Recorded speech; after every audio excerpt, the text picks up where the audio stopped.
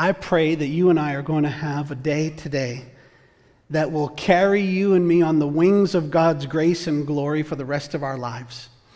I said to you last week as we went through that passage that we, now coming into John 14, are looking at perhaps one of, if not the most encouraging portions of all of Scripture.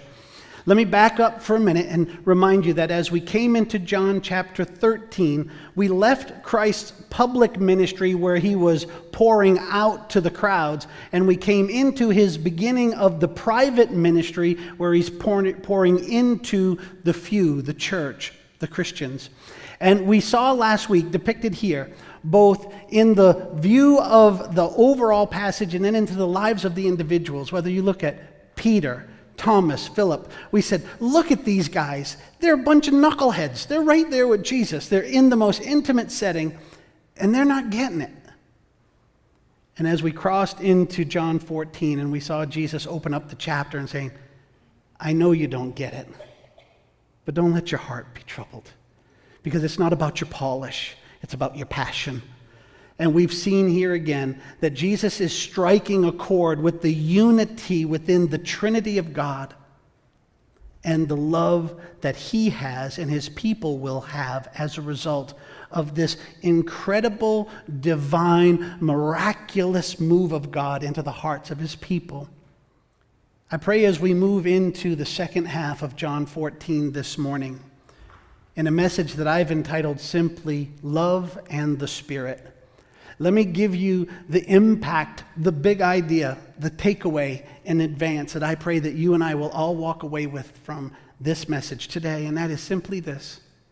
That is encouraging as John 14 is, it's equally explanatory. You and I will come to understand how it is that this encouragement is shared and guaranteed by the promises of God. You see, when we take God at his word, we come to realize that the love of God and the love of his people cannot be divided, cannot be separated. And it's through the truth and the power of his Spirit that his people come to this place. Wherever you are, if you love Jesus, if he's captured your heart, don't you worry about anything. The assurance and the encouragement that Jesus is giving here is not just for those in the upper room, it's for you and me, Christian. And I recognize you may have fallen this week. You may have stumbled. You may be neck deep in the mud right now, but cry out to Jesus. Cry out and know that he says that if you're mine, if I've adopted you, nobody goes back to the orphanage. Nobody. I've got a plan.